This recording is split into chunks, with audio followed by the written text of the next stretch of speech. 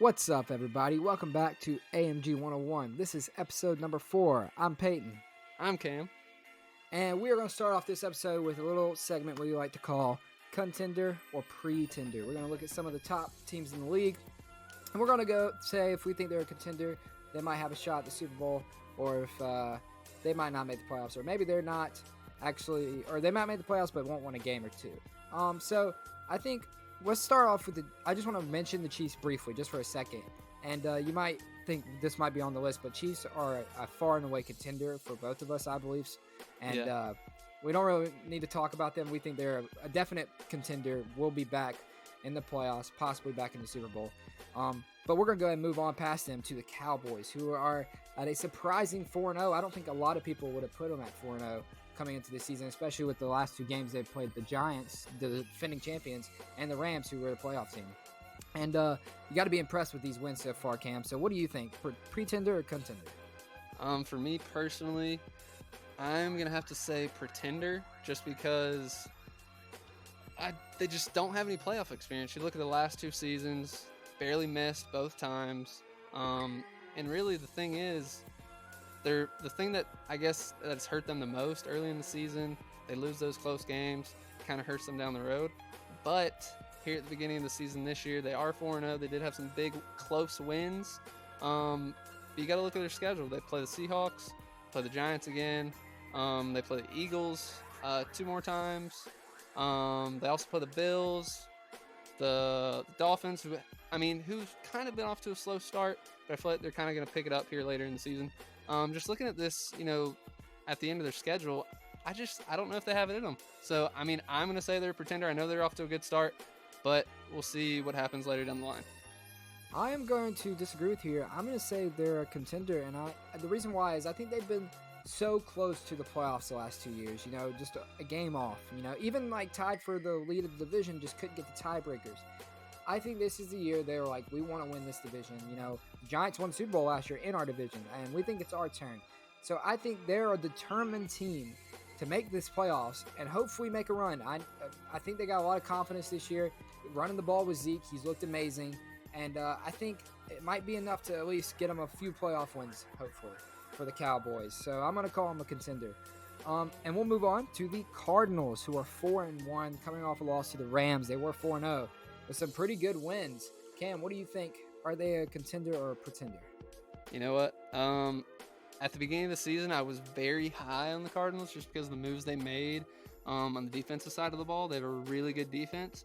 But the thing is, dating back to last season, when they're in prime time, they're under the lights.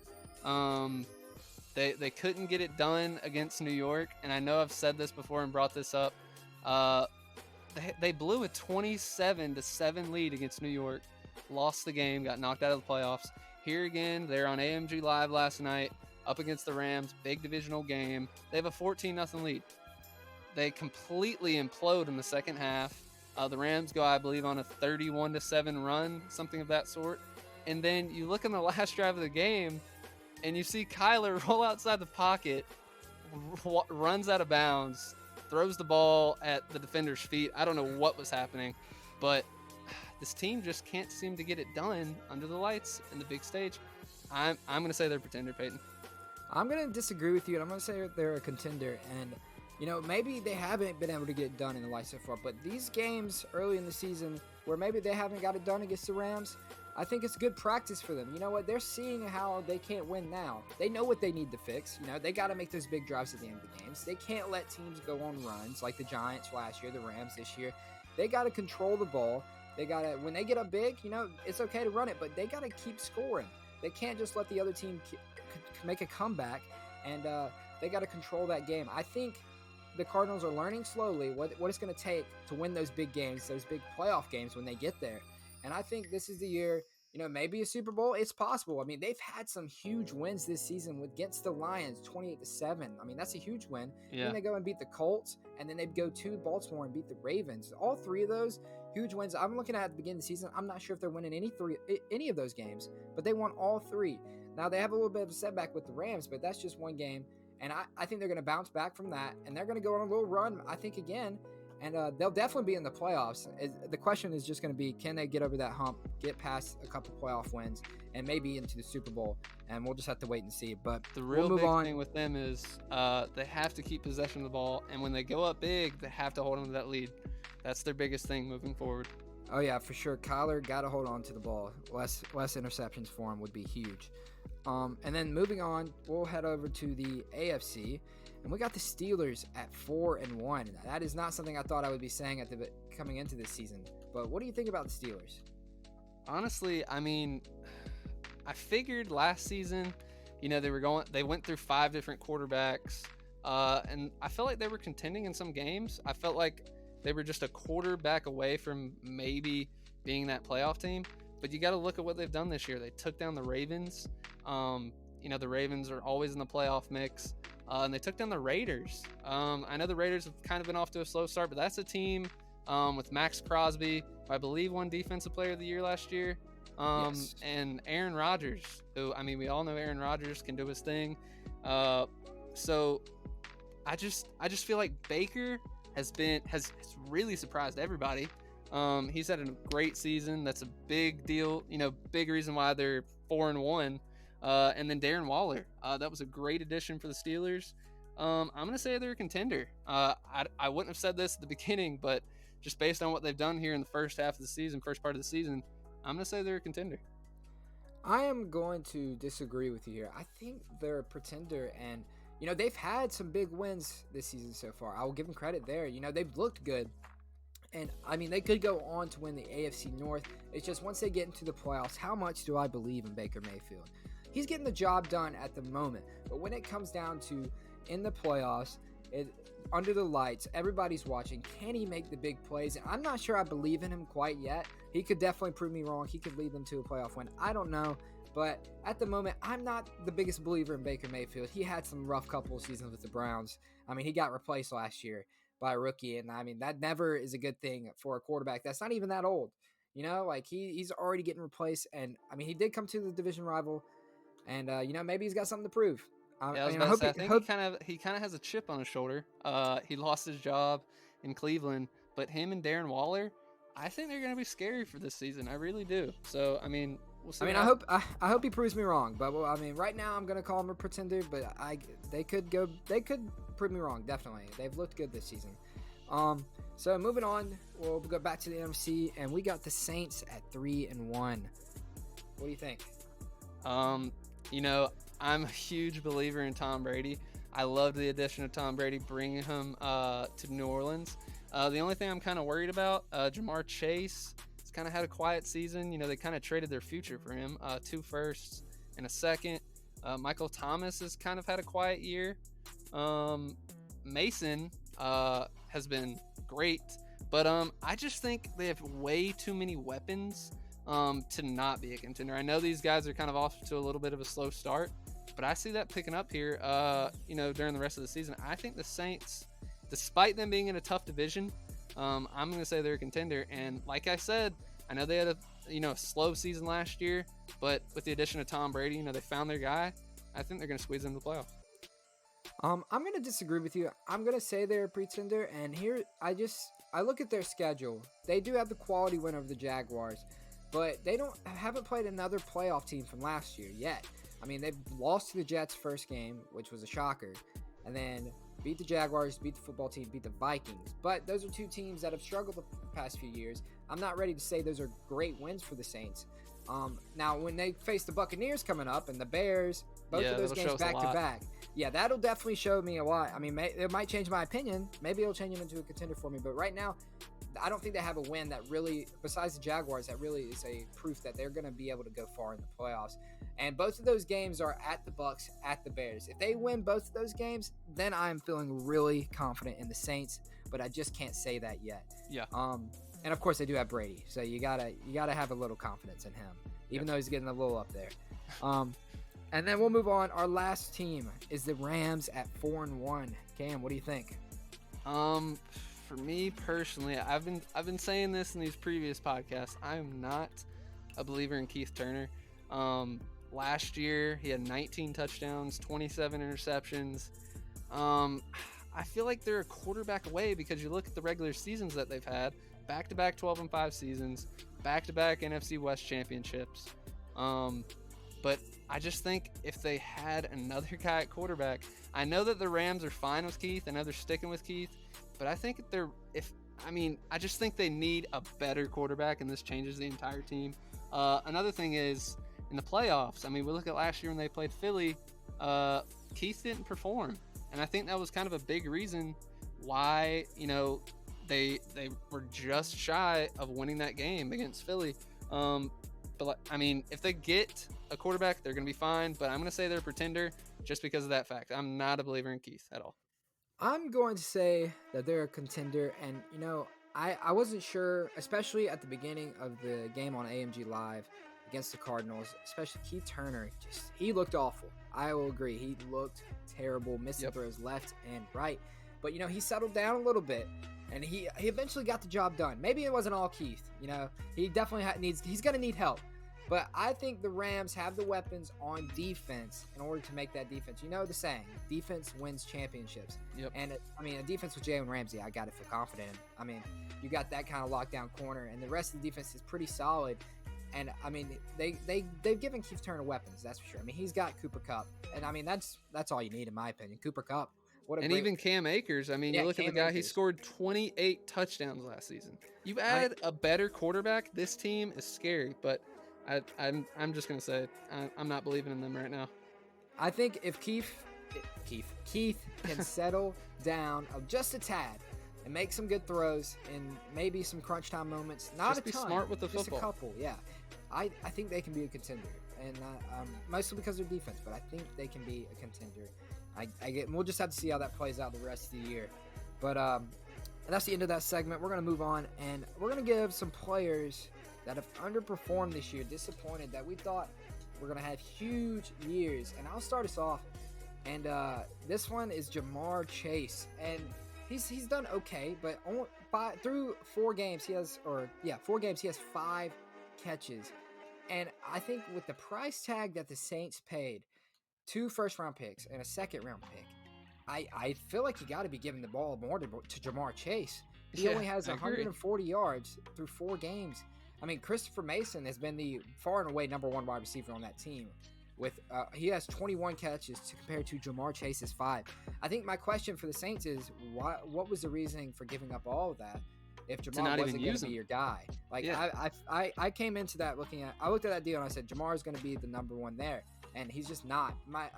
I love Ja'Marr Chase, and I think he could be great for the Saints, but I mean, he's going to have to start getting a lot more targets and a lot more catches to make me think that trade was worth it for them. Yeah, he's way too talented to not be getting, the looks and I guess, the receptions that he needs. You know what I'm saying? I mean, like you said, they gave up way too much. I need to see him putting up more numbers. I mean, and it's not the quarterback. They got Brady, so he should be able to get him the ball. All right, so my, I guess, underperformer, a player that's really disappointed me overall, really the Green Bay Packers and their decision not to play Barry George. I mean, you look at Cortez Walford, the guy they drafted this past draft to start over the guy that they traded for. Cortez, he has a 59% completion, only 1,000 yards in 5 games, 5 touchdowns. And here's the kicker, 13 interceptions, and a 66.6 QB rating. I just don't know why we're not putting in Barry George. I mean, obviously Cortez isn't helping you win games.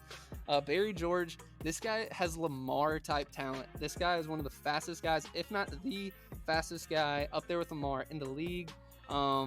He's a dual threat. Like, put this guy in the game, and I guarantee you, you're going to see some more W's in that win column.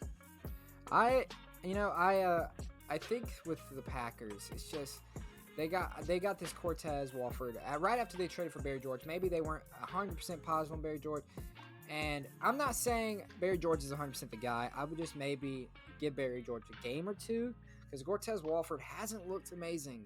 He's got the potential for sure to be a great quarterback, but Barry George does too. I would say maybe give Barry George a few more snaps on the season. He's only got 3 attempts so far, so he hasn't done a ton at all. So maybe I'm not ready to say Barry George is the guy, but maybe I know Barry George didn't have the best year in Denver, but he's young. Like, it was just his first season. Give this kid time to develop, and you're gonna see a Lamar caliber type player. And speaking of Lamar Jackson, that is my second underperformer. And I didn't expect to say that about him this year. I was expecting big things from Lamar. And the biggest problem he's had so far is just protecting the ball. 9 interceptions, 3 fumbles. It's been a rough start for Lamar as far as giving the ball away and just not playing smart football. And I gotta wonder, that's probably the reason the Ravens are having such a rough start to the season. Lamar's got to be more consistent. Got to be the Lamar we're used to, the MVP winner from 2 seasons ago. Yep. I mean, that's who we're looking at here. I mean, he just needs to be better in order for the Ravens to make the playoffs. I agree. It's not the Lamar we're used to seeing. I think they kind of changed their offense up a little bit because I feel like they want to run the ball more with the addition of Tony Pollard. Yeah. I think they just need to stick to the game plan that they had last season. But yeah, Lamar needs to pick it up because the Steelers, they want the North. Oh yeah, they do. All right, so my next underperformer, it's a guy that I haven't really been high on, I guess, throughout these episodes, is James Williams. Yeah, the completion percentage is there, but he keeps turning over the ball. He's 5 touchdowns, 7 interceptions. I don't know what it is with this kid. And then when you put him on the big stage, they played Tampa Bay on AMG Live, and he crumbled. I don't know what it is. I don't believe in this kid. I really don't. And you know what? Speaking of that, you know who we're going to see tonight on AMG Live? James Williams. I wonder if he's going to hear this and he's going to be like, "All right, Cam, I'm listening." And hey, I hope he does. I hope he does. James Williams, I hope you do great. But right now, you crumble under the big lights, man. All right, well, we're going to now transition to players that we think are overperforming, doing way better than either of us expected before the season. And the first guy has to be Devonte Smith. And he's been a solid receiver in AMG. Not going for huge numbers. He had 1,000 yards the past 2 seasons, or almost 1,000 yards last year, 1,000 yards season 6 or 5. And he already has 700 yards through 5 games. Yep. So he's going to surpass that by a good amount, if I had to guess at the moment. And he is leading the league in receiving by over 100 yards. I mean, this guy is going off for the Eagles. Jalen Hurts is just getting him the ball. He's got 8 touchdowns as well. I mean, this guy is turning into one of the stars of AMG if he keeps this up. Yep. And I think if Jalen Hurts can just be a little bit smarter with the football, the Eagles, they're going to start racking up those wins. Because right now, I believe they're 1-3. But yeah, if Jalen just, keeps control of the game, limits the turnovers, keeps feeding Devonte, I mean, I think that team could be scary. But yeah, Devonte is overperforming for sure. Eagles are 2-3. They did beat the Jets this week. Oh, 2-3. My apologies. All right, so a player that has overperformed for me, who I wasn't really high on because we know with Tampa Bay, they drafted Kenny Monroe. They declared him the starter last season, and I think that lasted all of 1 game. And then they went back to Brady, and I kind of wanted them to keep Brady again, but they didn't. They parted ways. Obviously now he's in New Orleans, but Daniel Singh, he's looked great. 70% completion, 9 touchdowns, only 2 interceptions, and this kid's a rookie. And 137.4 QB rating. And they're sitting at 3-1 right now, I believe, and a huge part of that is due to Daniel Singh. I really didn't see this happening, but Daniel, if he just keeps this going, I mean, the Bucks, we could be looking at another division title. I agree. He has had a great start to the season. I'm interested to see how he performs, assuming they get to the playoffs, with him being a rookie. I think that should be pretty interesting. But our last overperformer comes from the Seattle Seahawks, and that is the running back Devonte Anderson. And I got to be honest with you, I'm not even sure I could have told you his name coming into the season. I didn't even know this guy, but he has sure made a name for himself early this year. Already over 500 yards, 8 touchdowns. I mean, Watching the game against the defending champions, the New York Giants, this dude was tackleable. Yes, he's already broken 15 tackles. It's crazy. Yeah, it was an insane performance. I mean, it kind of looked like, honestly, it was like another Derrick Henry out there, just smaller. You know, and he has the same. He has the same number as Marshawn Lynch, does he there not? you go. This so is he the looks like second beast coming mode out of there. beast mode. Like, this is the new beast mode in Seattle. And I am very excited to watch him grow over these next few seasons, and he could become the top back in AMG, I think. Yeah, I mean, when you look at the Seattle Seahawks, when they had beast mode, I mean, this team was scary. They were in the playoffs every year. If they can just keep feeding this kid, I think Seattle's going to be really good. I agree. They off to not a bad start to the season. I mean, was beating the defending champion. You got to be happy about that for sure. Got to be happy about that. 3-2 start. Got to not too bad. And I think that's going to wrap up this episode. Thank you for joining us on AMG 101. We will see you guys next week. See ya.